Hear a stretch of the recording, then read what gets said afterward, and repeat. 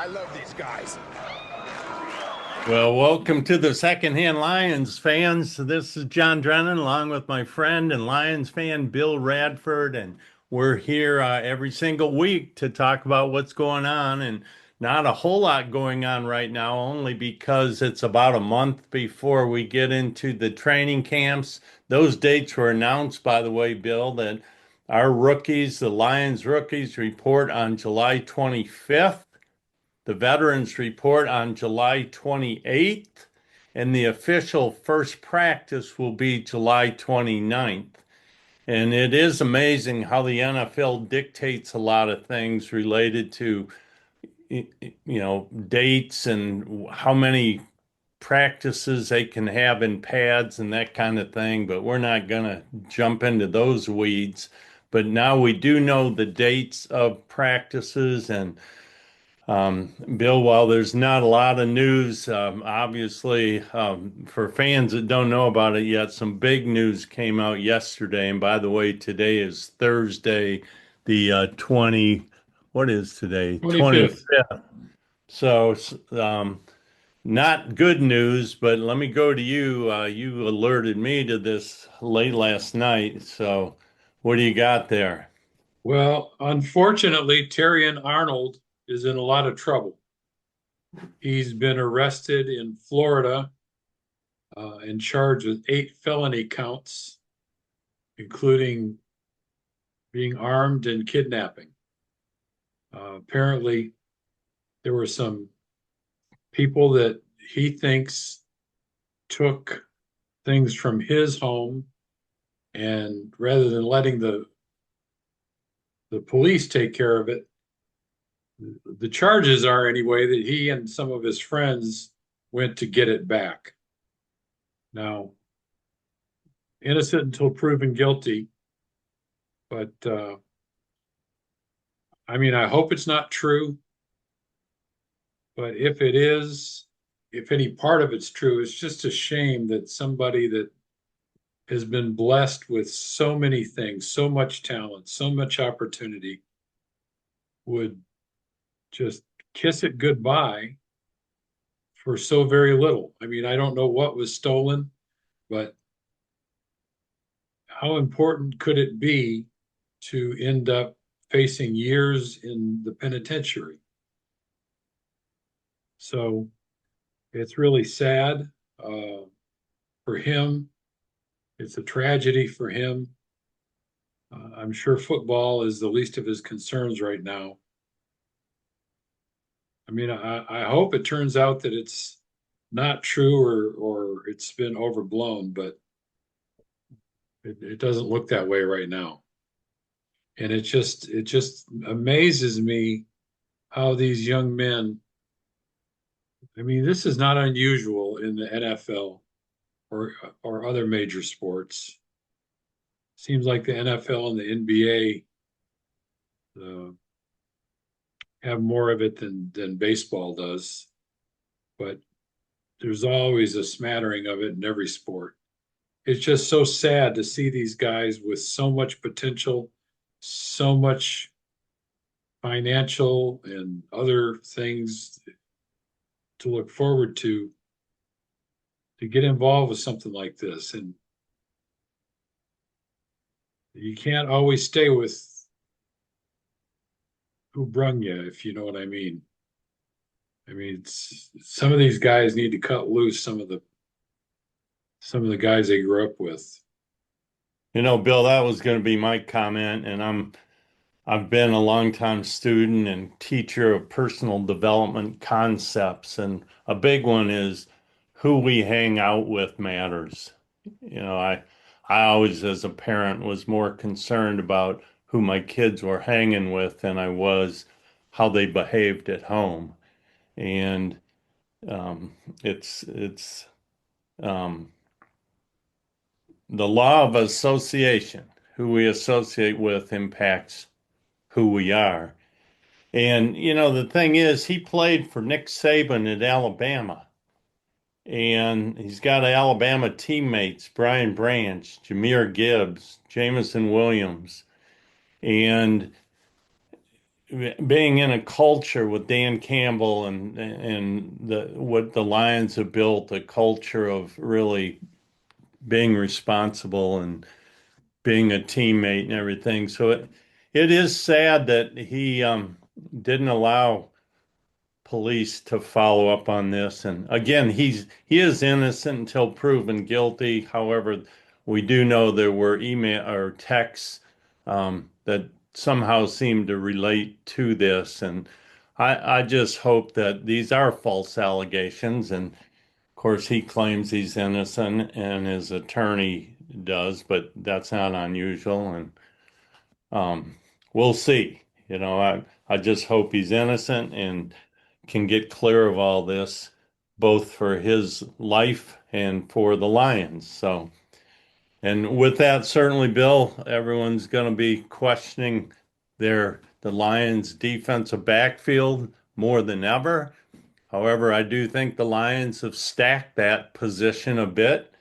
And this could be a breakthrough year for Ennis Rakestraw, who's injured, came in the same year as Tarrion. Tarrion came in as a first round draft pick in 2024, and Ennis Rakestraw came in as a second round pick, both defensive backs. And Ennis missed the first 2 years with injuries, but they are saying he's bulked up, he's stronger, he's healthy, he's feeling good, and he may have a chance to step in as a starting D back and have a great year and lead to a great future contract. Yeah, I think the defense is, again, the defensive backfield is going to be the question mark. I was reading an article about each team in the Central and or the North, I'm sorry, that the argument for and the argument against, and for the Lions, the argument for is their offense. I mean, they have just one superlative offensive player after another. Quarterback, Penei Sewell on the line, this new draft pick from Clemson. Uh, and then in terms of the skill positions, you have, if LaPorta can play at tight end, you have Jahmyr Gibbs in the backfield that's as good a running back as anybody in the league. You have Amon Ross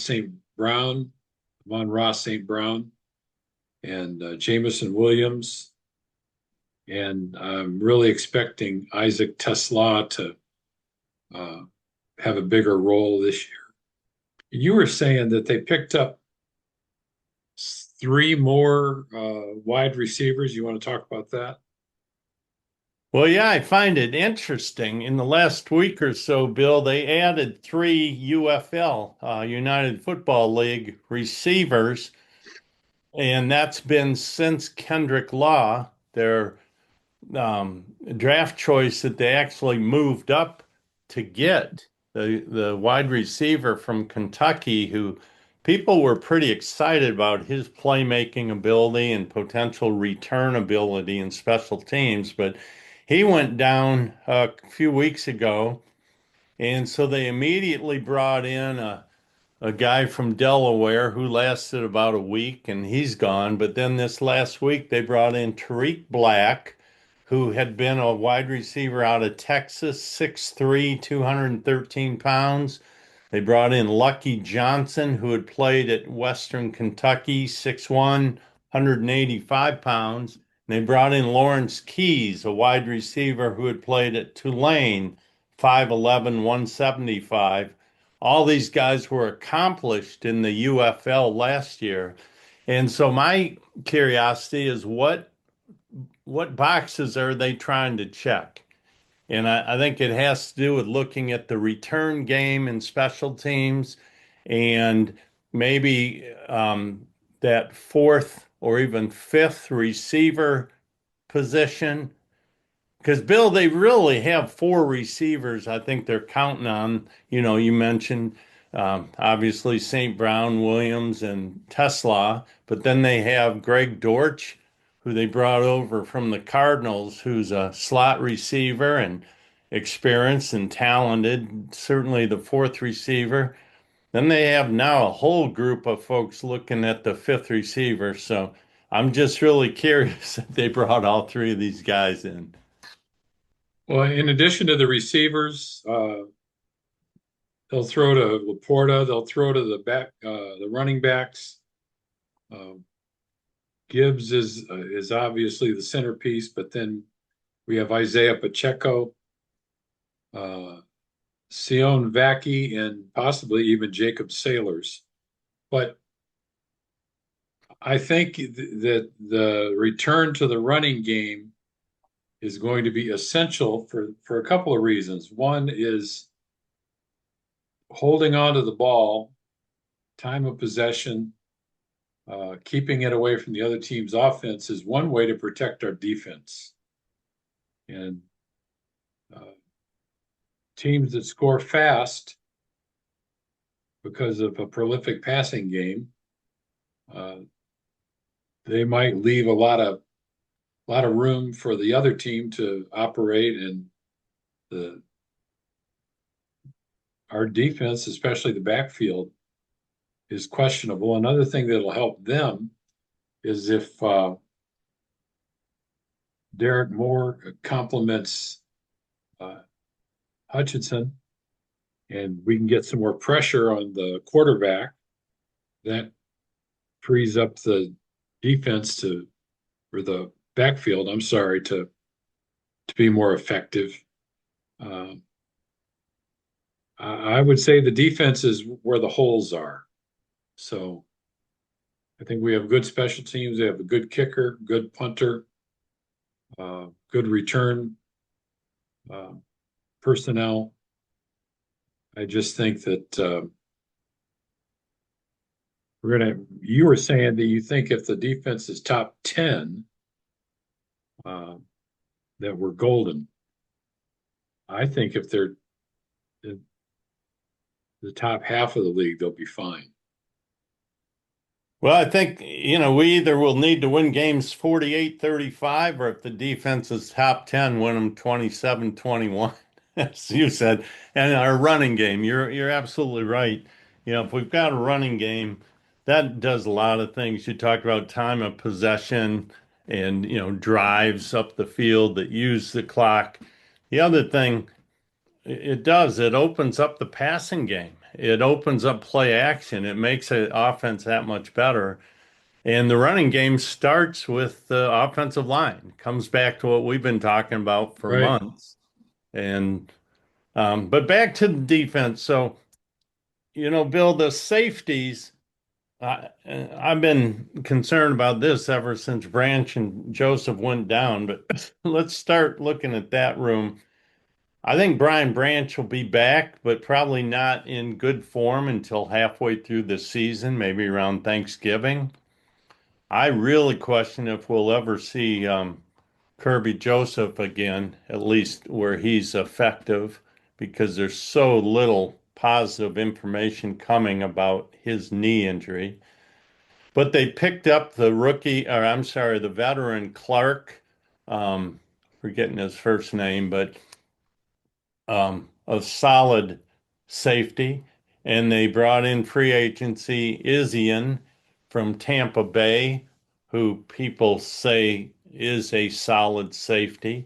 It's projected those two guys will start at safety, but then they have Maddox and Harper back from last year, both solid backup safeties, and have proven that.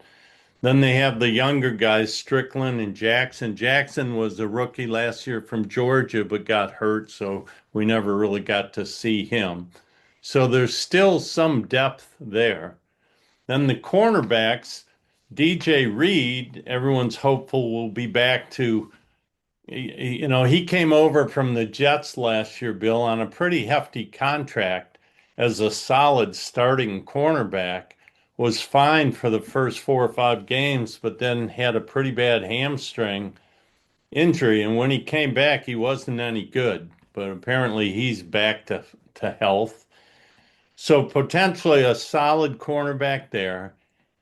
we got to scratch Tarrion Arnold at this point, but Ennis Rakestraw, their number 2 draft pick from a couple years ago, who's been hurt 2 years in a row, they're claiming he's bulked up and healthy, and hopefully he can be a starting cornerback. Then they picked up McCreary in free agency. He's a proven veteran cornerback. They brought in Abney as a 5th round draft pick that everyone had slated as a 3rd or 4th round pick who should be able to help at cornerback. They got Rock Ya-Sin, who's a solid, we don't lose much if he's a starter at cornerback. We maybe pick up a lot. And then we got a couple other backups. So, you know, and I think Bill, with the loss of Tarrion Arnold, assuming that is a loss, will probably pick up a cornerback from another team's practice squad or free agency. And It just seems like if there wouldn't be a high quality free agent available at this late date. yeah, not high quality, not a start plug and play guy.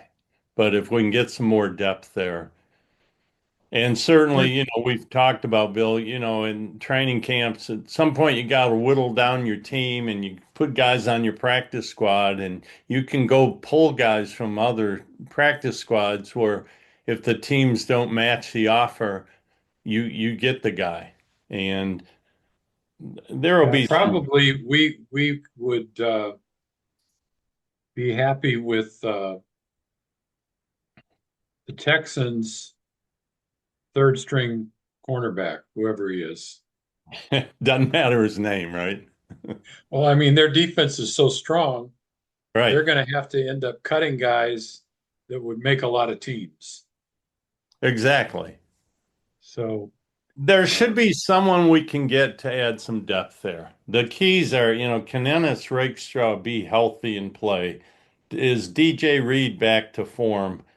If not, that's troublesome. And, you mentioned again and have mentioned before, if we can put more pressure this year with our edge rushers and our D line, that's going to help our defensive backs. So, a lot of yeah, I think question marks there. the combination of that and the running game, long drives, thinking back to the third game of the season last year when the Lions were playing the Ravens in Baltimore and they put together two 90-plus yard drives. They just kept the ball for like 10 minutes. So Right. so then the defense comes on the field and they're fresh. If they get a 3 and out or maybe give up one first down and get the ball back, now Baltimore's defense comes on the field and they're tired. And then you put another 90-yard drive on them. After two of those, they're ready to go home. So uh, there's a lot that you can do to help the defense, and they're going to have to, I think. Yeah, and Bill, you did make a good point. Even if we're in the top half of the NFL defensively with this offense and special teams, we're in pretty good shape. And as you said that, I'm thinking, if I was podcasting for any other team in the NFL, what boxes do they have to check? I mean, you got teams that are saying, we're not strong with our offensive line, or we're short of cornerbacks, or we don't have good linebackers. Everybody's got their issues.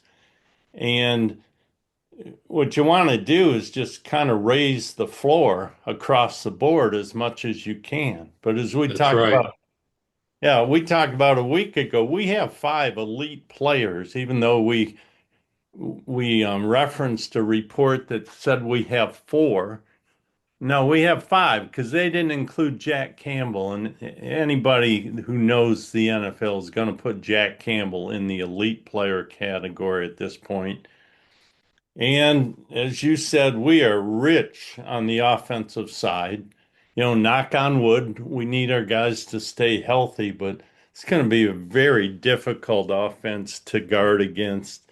And I think Drew Petzing, the new OC, is going to bring a lot. And hey, Bill, speaking of Do you remember the four the what? the four they said were elite? Yes, for the Lions, Yeah. it was Hutchinson, Gibbs, Sewell, and St. Brown. They didn't include golf, huh? They didn't include Goff, and I think Jameson's borderline, and they had different levels of, or they had a elite, and then they had a second level that was like borderline elite. That wasn't the name of it, but Well, if you include Campbell, I think we have six. you would add Campbell, Goff, Sewell, right? Gibbs, St. Brown, Hutchinson, and I think golf is elite. Yeah, and this report did have Burrows elite. I think it had Stroud. I mean, it had other quarterbacks not as good as Goff, in my opinion. So I agree with you on that. Yeah, offense is not going to be the issue, I don't believe. And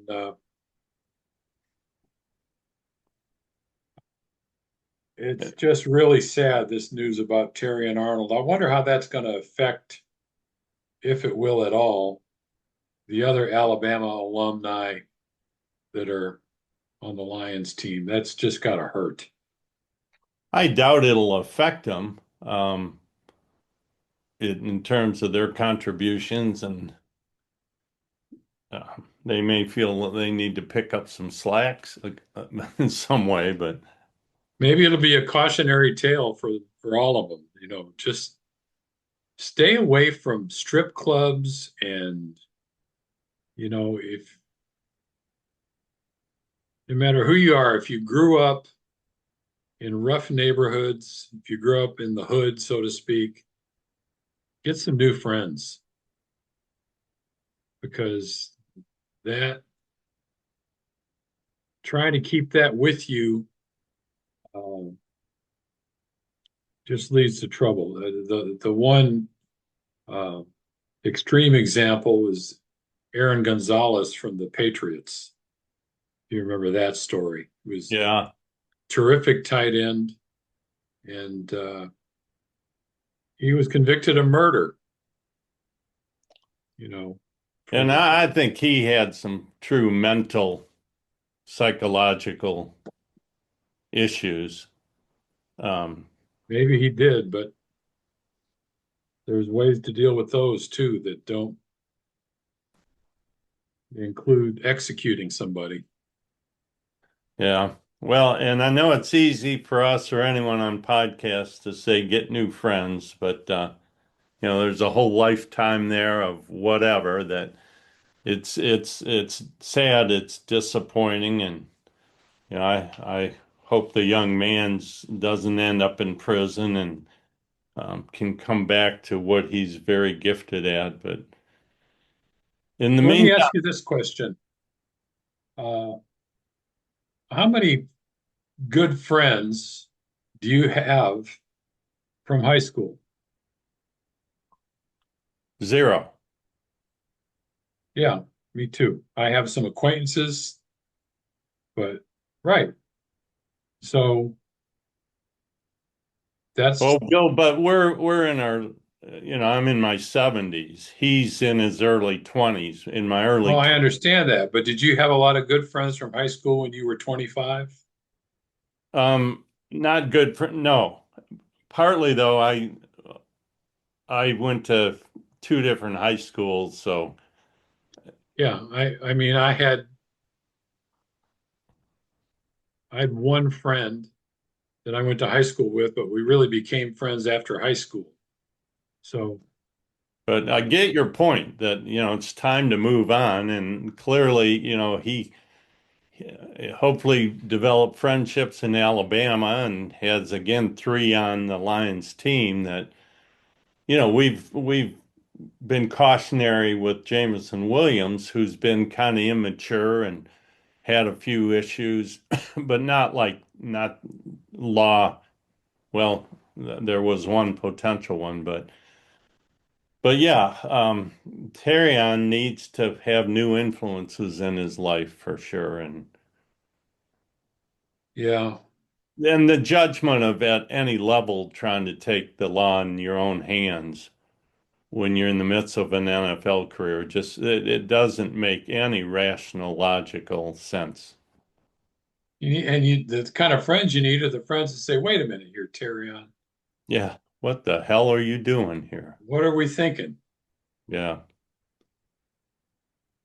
Well, I want to move on to I mean that one's in the hands now of the courts. But we were talking about the offense, Bill, and the Lions' weapons are I mean, I don't know every single team and player, but I don't think there's weapons better than Jared Goff with the receivers of St. Brown, Williams, and Tesla, the running backs of Gibbs and Pacheco, and the tight end of LaPorta. So let's talk about LaPorta because he got hurt, what, in the fifth game last year, back surgery, ended up with a great PFF score for the games he played. And here's the issue. He's in the last year of his contract, and he's a elite tight end. Talk about the elite. And we just got news this week. Kyle Pitts, the tremendous tight end for the Falcons, just signed a $54 million contract for 3 years. It's about $19 million a year, making him the third highest paid tight end behind George Kittle of the 49ers and Trey McBride of the Cardinals. Then a couple days later, Brenton Strange, a player I'd never heard of, a Penn State tight end for Jacksonville, just signed 48 million for 3 years, um, 16 million a year. Neither of those guys had the PFF score of Sam LaPorta. So the Lions have Sam LaPorta and Brock Wright and Tyler Conklin all on 1 year deals at this point. And Lions are going to need to sign Sam LaPorta, and it's going to be tough. I think they'll figure it out because you can do a lot of sort of playing the game, the contract game in the NFL. But that's a big one. Sam Laporta and Bill, they're not going to go down that contract road until they determine if his back is healthy. But if he can Right. get back to the player he is, he may be the premier tight end in the National Football League, or right up there with George Kittle. I wonder what our GM thinks of tight ends because they had a premier tight end in Hawkinson, and they let him go and drafted Laporta. Hawkinson's making signed a contract with the Vikings in 23 for 66 million over 4 years. That's So why that's they let him go, Bill. He was coming up on his contract year. well, that's my point. Is so when Yeah. Laporta comes up on his contract year, and they're looking at having to pay $60 million to him, well, they figure, well, we can get a rookie tight end that's just as good. Well, I think that could be their thinking, not because they want to get rid of Laporta, but because it's so hard to sign him at those numbers. But they're not going to think we can get one just as good. They'll be thinking we could get one good enough, I think. Well, they got one better than Hawkinson when they got Laporta. They did, and they might have seen that in the upcoming draft. So I guess the question would be, what's the 2027 tight end draft look like? I have no clue, but you're right about that. That was a good deal for them to trade. I forget what they got for Hawkinson. I think a draft pick. I don't remember, but you're right. They gave up not having to pay Hawkinson and then getting Laporta. If they can repeat that, good for them. Right. So, I'd hate to see LaPorta playing for a team we play against, and definitely not a North team. Hawkinson with the Vikings hasn't really hurt the Lions, but sure wouldn't want LaPorta to be a Bear. well, the Bears have a tight end. They They have got Love. two. They got two good ones. So do the Packers. So, yeah, Laporta, I'd hate to see him go, but I just don't know how much the GM values tight ends just based on the history with Hawkinson and Laporta.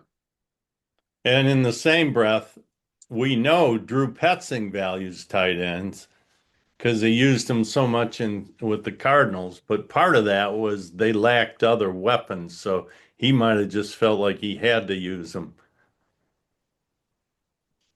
Speaking of tight ends, Bill, Lions fans would likely remember the name Jackson Meeks from last year. He was a non-drafted free agent out of Syracuse.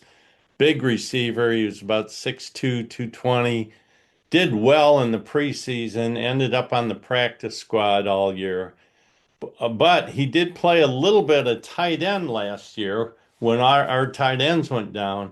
Well, this year, their talk is that he will be the fourth tight end. He's bulked up to 235 pounds, very good receiver.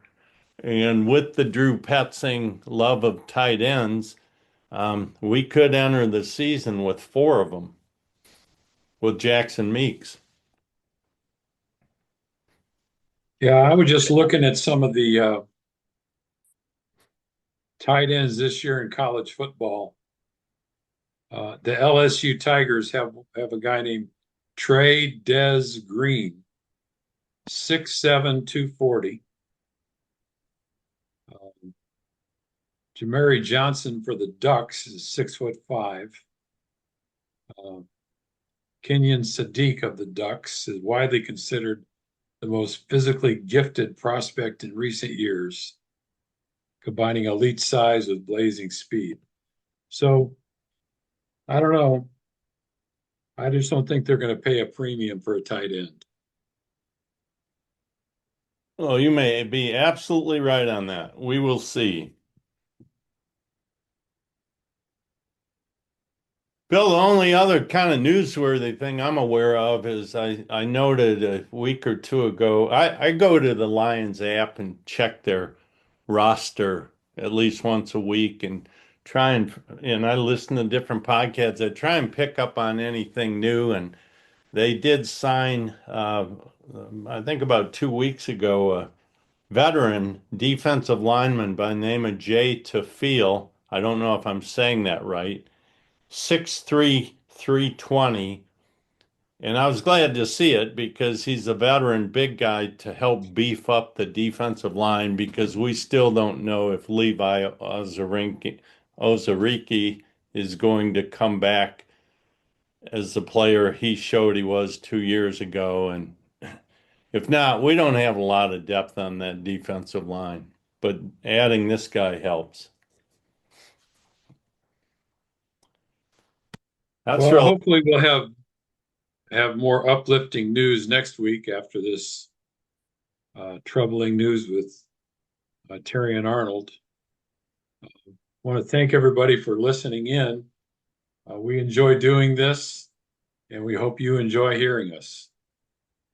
That's right. We're coming up on 1 year anniversary, Bill. We kicked off the week of the Hall of Fame game last year when the Lions had that extra exhibition game in July. And anyhow, appreciate being on here with you. 1 month to rookies report. It's getting close.